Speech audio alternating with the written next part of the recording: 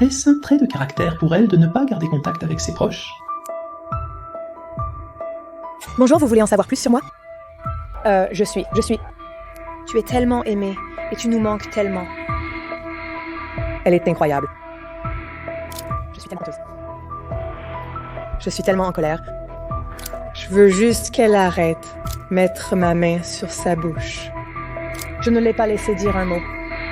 Mes mains sont déliées. Il est le meilleur.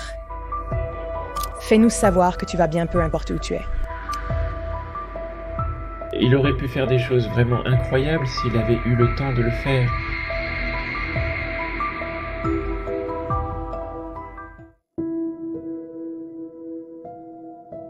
Le 1er décembre 2014 à Calgary, Alberta, Canada, une artiste de performance, comédienne de stand-up et actrice de doublage de 25 ans, Shannon Medill-Burgess, est signalée disparue par sa famille. Erin Medill, la sœur de Shannon avec ses parents, ses frères, sa belle-sœur et le mari de Shannon se présente devant les médias. Josh? C'est le mari de Shannon. Voici ma mère, Lisa, notre belle-sœur Lindsay et notre frère Brett. Voici mon autre frère Tyler et mon père David. Espérant et priant pour le retour sain et sauf de Shannon. Voici ma sœur. C'est une fille charmante et sociable. Shannon, si tu vois ça, sache que tu n'es pas en difficulté. On t'aime et tu nous manques beaucoup. Nous n'avons pas besoin de savoir où tu es. Nous voulons juste savoir que tu es en sécurité. Bienvenue à Anatomie des crimes, Victor, votre hôte. Je couvre des affaires de crimes réels à travers le monde chaque semaine. Pour montrer votre appréciation pour mon travail, laissez un j'aime à n'importe quel moment tout au long de cette vidéo et envisagez de vous abonner pour recevoir des notifications des prochains cas. Allons-y. Le 30 novembre 2014, Shannon devait rencontrer son frère, Brett, au restaurant-théâtre Stage Ouest, mais elle n'est jamais venue. Maintenant, selon sa famille, Shannon peut être un peu capricieuse et étourdie par moments. Elle a l'habitude d'oublier des choses et de ne pas se présenter au rendez-vous. Au début, il n'était donc pas très inquiet. Son père lui a aussitôt envoyé un texto, lui rappelant le dîner avec Brett. Mais il n'a pas reçu de réponse. Il a essayé à nouveau le lendemain. Toujours rien. À ce moment-là, il s'est inquiété. Il pensait peut-être que Shannon savait son contrariété. Par conséquent, Shannon n'a pas répondu à ses appels téléphoniques. Il a appelé Erin, la sœur de Shannon. Comme Shannon était proche d'elle et susceptible de répondre à ses appels. Puis, toute la famille l'a appelé, mais encore une fois, il n'y a eu aucune réponse. Il n'était pas inhabituel que Shannon ne décroche pas, car elle travaillait souvent comme actrice de doublage la nuit, moment où elle pouvait mieux enregistrer et se concentrer. Erin, la sœur de Shannon, a laissé un message lui demandant de rassurer sa famille sur son état. 1er décembre. Un autre jour est passé, leurs inquiétudes s'aggravant davantage. Toujours pas de nouvelles de Shannon. Erin a décidé de rendre visite à Shannon et son mari Josh chez eux. Mais Josh a dit que Shannon n'était pas rentrée à la maison depuis quelques jours. Il a supposé qu'elle était allée à Edmonton. Ce jour-là, Josh a trouvé le portable de Shannon caché dans un jean chez eux. C'était alarmant. Ils ont supposé qu'elle était partie avec son portable. Maintenant, leur stress et leur anxiété ont atteint un nouveau niveau et le père de Shannon est allé faire un rapport directement à la police. La famille a dit à la police que Shannon avait été vue pour la dernière fois aux petites heures du matin après minuit, le jeudi 27 novembre chez elle sur la route de Spiller. Josh a dit qu'il est allé se coucher comme d'habitude et que Shannon était restée éveillée. Le lendemain, il ne l'a pas vue le matin et a supposé qu'elle était allée à Edmonton pour travailler comme elle l'avait fait à de nombreuses reprises auparavant, comme le week-end précédent. Selon sa famille, bien qu'il était courant qu'elle disparaisse pendant quelques jours, il n'était pas habituel qu'elle manque des rendez-vous et coupe toute communication avec eux. Examinons de plus près le passé de Shannon. Shannon travaillait comme artiste de performance et humoriste et faisait souvent le voyage de 300 km ou 186 miles jusqu'à Edmonton pour le travail. En fait, elle y était le week-end précédent et sa famille a supposé que c'est là qu'elle est allée le 27 novembre. Mais en contactant ses relations à Edmonton, personne n'a dit avoir rencontré Shannon ce week-end-là. Shannon, étant la plus jeune de 4 enfants, a toujours été traitée comme le bébé de la famille, aimée et chérie par ses 2 frères, sa sœur et bien sûr ses parents. Elle était une fantastique actrice de doublage en devenir et a été saluée pour avoir narré plusieurs personnages dans les livres audio sur lesquels elle a travaillé. En grandissant, ses talents ont brillé et elle était une musicienne accomplie jouant 15 instruments de musique, y compris le trombone et le cor français, et ayant du succès à l'école de théâtre. Ses amis la décrivaient comme ayant un sens de l'humour décalé et elle prenait souvent le temps de faire du bénévolat au refuge pour animaux, local comme la Société protectrice des animaux d'aider les enfants et de donner du sang. Elles aimaient son chien, un grand qui ressemblait à un malamute d'Alaska, et on la voyait souvent le promener dans le parc local. Sa principale passion était le théâtre, être sous les projecteurs et naturelle avec son microphone. Après le lycée, elle est brièvement allée à l'université avant de la quitter pour se lancer dans une carrière théâtrale, son rêve. Shannon aimait plaisanter, et sa sœur se souvient comment elle se taquinait souvent, disant que tu sais que tu as réussi en tant que célébrité quand tu as un harceleur. Mais maintenant, réalisant que cette blague interne pourrait s'être manifestée en une possibilité terrifiante. La famille de Shannon était très proche de son mari Josh. Il se rappelle de que Shannon leur a raconté sa rencontre avec Josh à une fête quand elle avait 21 ans et qu'ils aimaient vraiment être ensemble. Il était timide et réservé et elle était plus extravertie et ils se complétaient parfaitement. Il la faisait souvent rire, de la même manière que son charisme et sa maladresse faisaient rire tout le monde. Un mois après leur rencontre, Shannon a présenté Josh à sa famille très unie. Ils l'ont apprécié et l'ont accueilli à bras ouverts. Après 4 ans de fréquentation, ils ont décidé de se marier en 2014. Le mariage a été fixé pour le 4 mai parce qu'ils étaient fans de Star Wars et que le 4e mai soit avec vous. Dans les mois suivants, ces fréquents voyages pour des auditions et autres engagements pesaient sur le jeune couple marié. Mais ils étaient résolus à faire en sorte que cela fonctionne. Une théorie dominante suggérait qu'elle était partie pour Edmonton, mais aucun signe de Shannon n'a été trouvé. L'enquête sur la disparition de Shannon a soulevé des questions alarmantes. Pourquoi a-t-elle laissé son téléphone à la maison ? Pourquoi ne s'est-elle pas connectée à Facebook comme d'habitude ? Cherchait-elle volontairement à s'évanouir dans la nature ou a-t-elle été victime d'un drame ? De plus, à Calgary, il faisait un temps glacial. Si Shannon était là-bas, les gens craignaient le pire. 2 semaines plus tard, une découverte inquiétante a été faite. Des photos d'une femme, son visage obscurci par des cheveux et des fleurs, ont été trouvées attachées aux arbres dans le parc de Calgary. La femme sur les photos ressemblait à Shannon. La police a immédiatement lancé une recherche dans le parc provincial de Fish Creek, passant 2 jours à fouiller la zone, faisant même appel à des chiens détecteurs de cadavres, mais la recherche n'a rien donné. Les photos se sont révélées sans rapport avec Shannon. Ils participaient à un projet étudiant et se sont rendus à la police. L'absence prolongée de Shannon n'a fait qu'augmenter l'angoisse de sa famille et de ses proches. Des semaines plus tard, la sœur de Josh se rappelle qu'il leur avait dit que Shannon avait pensé à sauter dans la rivière. La famille de Shannon redoutait qu'elle soit passée à l'acte et se soit noyée. Ils ont demandé à la police de fouiller le long de la rivière Bow, où Shannon aimait se promener. Mais cette recherche s'est également révélée infructueuse. En mai 2015, 6 mois s'étaient écoulés depuis sa disparition, sans aucun progrès à montrer. Les proches de Shannon étaient dévastés. Ils souhaitaient simplement connaître son sort et avoir une forme de conclusion. Leurs souhaits ont été exaucés lorsque la détective Christina Witt a pris en charge l'affaire. Elle avait la réputation d'être très minutieuse, et bien qu'elle travaille maintenant au département des personnes disparues, elle avait précédemment travaillé sur des affaires de meurtre. Elle a décidé de revoir le cas de Shannon depuis le début en examinant tout le monde dans la vie de Shannon en commençant par son mari, Josh. Dès le début, Josh a été très coopératif. Il a permis aux enquêteurs d'entrer dans leur maison à au moins 2 reprises et rien de suspect n'a été trouvé. Il a également été ouvert et proactif lors des entretiens. La famille de Josh et Shannon s'est épaulée durant cette épreuve. La famille ne tarissait pas d'éloges sur Josh. Surtout comment il aimait et prenait soin de Shannon. Cependant, à mesure que les enquêtes progressaient, un autre aspect de la relation a émergé. Les détectives ont découvert que Josh avait un profil de rencontre en ligne actif sur le site OkCupid. Son profil indiquait qu'il cherchait des nouveaux amis pour des rencontres à court terme et qu'il était principalement non monogame. Mais n'était-il pas un homme marié ? Il s'avère qu'ils étaient dans un mariage ouvert. Erin, la sœur de Shannon, le savait.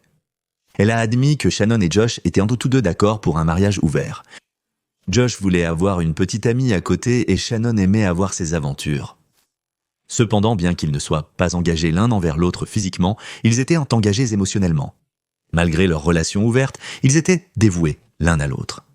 Pour que la relation fonctionne, Shannon et Josh discutaient ouvertement de tout. Shannon rencontrait même les copines de Josh.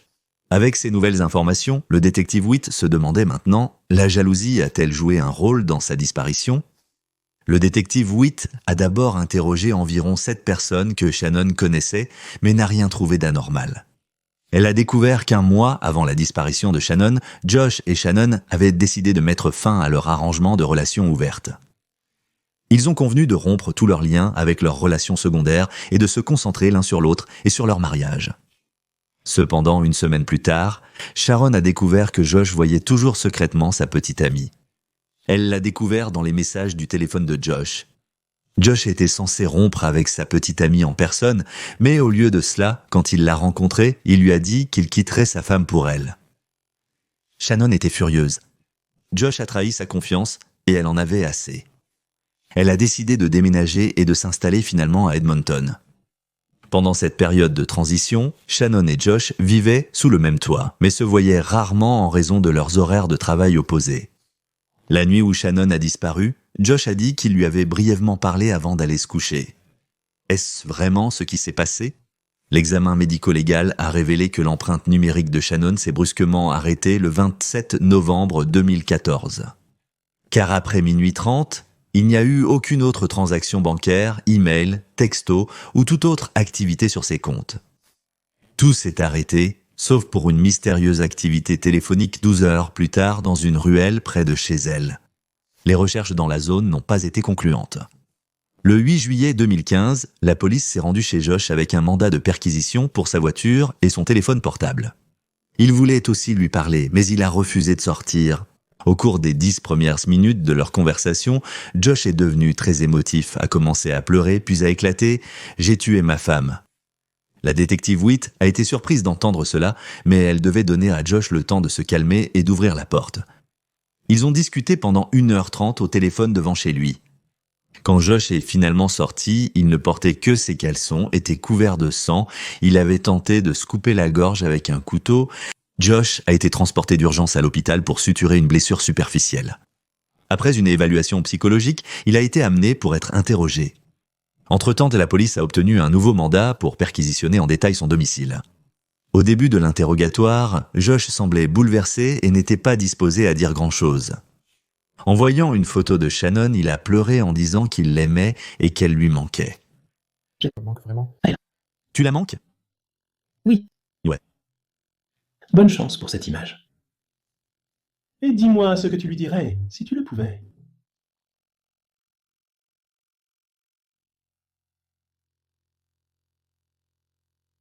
Chose que je lui ai toujours dit.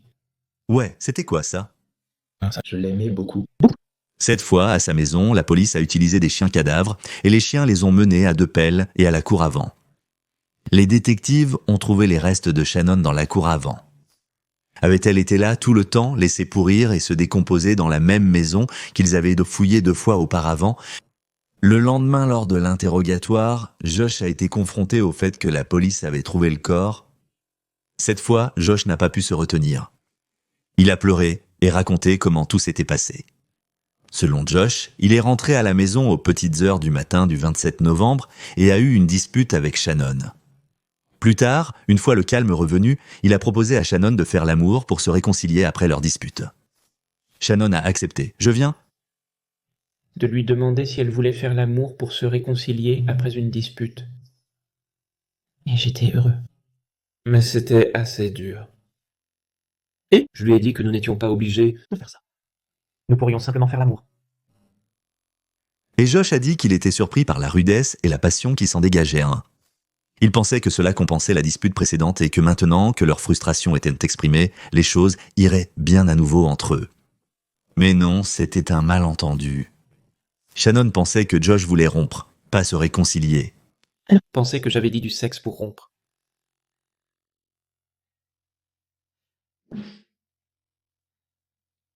Elle s'est tellement mise en colère contre moi. Quel genre de méchanceté a-t-elle dit sur toi ? Cette nuit-là ? Elle était en colère contre lui et en avait tellement marre de lui qu'elle lui a dit que c'était leur dernière fois, leur rupture. Elle a dit à Josh qu'elle était dégoûtée par lui, en colère. Comment ose-t-il la manipuler en disant à sa petite amie qu'il allait quitter sa femme pour elle? Comment pouvait-il être si naïf et stupide pour penser qu'elle ne découvrirait pas? Elle regrettait de s'être mariée. Elle a dit qu'elle regrettait de t'avoir épousé. Elle aurait pu faire tout cela seule. Et elle aurait pu faire quoi toute seule? Elle n'avait pas besoin de moi. Elle a poursuivi en lui rappelant son inutilité pour elle. Elle se débrouillait très bien en travaillant sur sa carrière toute seule. Puis, elle a exprimé son regret de l'avoir épousée. Josh a admis avoir craqué à ce moment-là. Il a mis ses mains sur la bouche de Shannon pour la faire taire. Quand cela n'a pas suffi, il a attrapé son cou avec ses 2 mains et l'a maintenu avec force, l'étranglant avec ses mains. Il a tenu bon malgré qu'elle se débattait. Puis il a dit « Quand mes mains se sont fatiguées, je suis allé chercher une ceinture pour l'achever et j'ai continué à regarder la télévision. Je voulais simplement qu'elle se taise. » Tu voulais qu'elle arrête de parler? Mais que disait-elle? Elle ne voulait plus jamais me voir. Elle ne voulait plus jamais te voir? Touchée, dégoûtée. Ne Ne l'ai pas laissé dire autre chose. Je suis profondément honteux et en colère. Je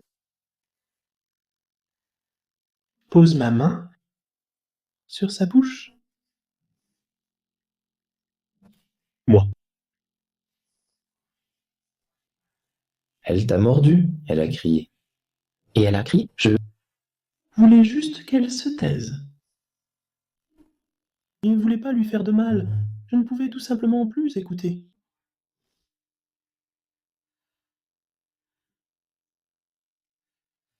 J'ai mis mes mains sur son cou. Tu as mis tes mains autour de son cou? Oui, son cou, oui.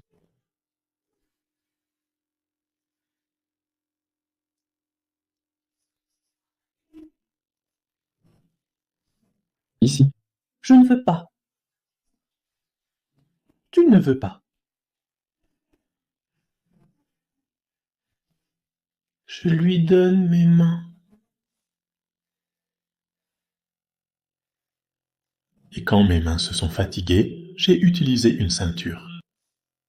Donc je ne sais pas pourquoi. Tu as utilisé une ceinture? Je ne sais pas pourquoi, c'est juste... Je ne pouvais pas, ça s'est juste arrêté.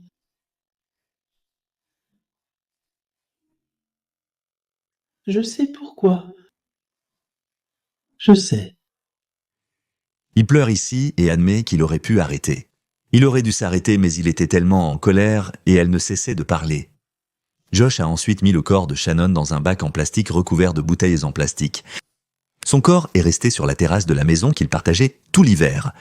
Il est déjà resté là tout ce temps dans un état congelé, même lorsque la police a fouillé sa maison 2 fois avant de soupçonner quoi que ce soit. Quand le sol a dégelé, Josh a creusé un trou dans la pelouse et l'a enterré là, couvrant son corps de terre, de branches et de dalles de ciment. Cela s'est passé juste 2 semaines avant que le détective Witt ne vienne chez lui avec le mandat de perquisition. Josh a dit qu'il l'avait enterrée dans le jardin parce qu'il ne voulait pas qu'elle parte. Décembre 2017, les procureurs ont accusé Joshua de meurtre au 2e degré et il a plaidé non coupable. Le jour précédent le procès, il a plaidé coupable. Le plaidoyer a épargné à la famille de Medill de devoir assister à tous les détails et preuves qui auraient été présentés lors d'un procès plus long. Pendant le procès, la famille de Shannon a fait des déclarations d'impact déchirantes sur Shannon et la trahison qu'ils ressentèrent de la part de Josh. Erin, la sœur de Shannon, a parlé en pleurant. « Il nous a fait souffrir pendant si longtemps, nous gardant intentionnellement dans le flou », a-t-elle dit. « Passer 7 mois à chercher ma sœur a été la chose la plus difficile que j'ai jamais faite. Mon esprit allait dans les endroits les plus sombres, me demandant où elle pourrait être et ce qui lui était arrivé. Quand elle a enfin été retrouvée, une nouvelle période sombre a débuté. Le père de Shannon, David, a adressé ces mots à Josh, disant « J'espère que c'est le dernier jour où je te vois ». La communauté était stupéfaite. Il n'y avait eu aucun antécédent de conflit domestique ou de violence dans la relation entre Josh et Shannon. Les voisins ont été surpris d'apprendre que le gars normal avec un chien silencieux avait été accusé de meurtre au 2e degré. « Je vois ce gars plusieurs fois par semaine. C'est un gars normal », a déclaré John Wisoki, un voisin. Ce sont des gens normaux, c'est difficile à croire. John Burgess vivait dans la maison depuis près de 2 ans, et ses actions ont laissé une communauté dans l'incrédulité. Joshua a finalement été condamné à perpétuité, sans possibilité de libération conditionnelle pendant 10 ans. La famille de Shannon exprime sa déception et son sentiment de trahison envers l'homme qu'il considérait comme l'un des leurs. David Medill, le père de Shannon, a déclaré au tribunal qu'il avait l'impression d'avoir échoué à protéger sa fille. Mais il n'avait jamais considéré Josh comme une menace. La mère de Shannon a aussi évoqué la trahison ressentie envers Josh, à qui ils avaient tous fait confiance et apporté du réconfort, mais qui les a tous trahis simultanément. Shannon Medill, puisses-tu reposer en paix. Ces cas sont toujours difficiles car ce sont de vraies personnes qui ont perdu quelqu'un de si proche d'eux. Je vous invite à commenter. Un rappel, restez respectueux.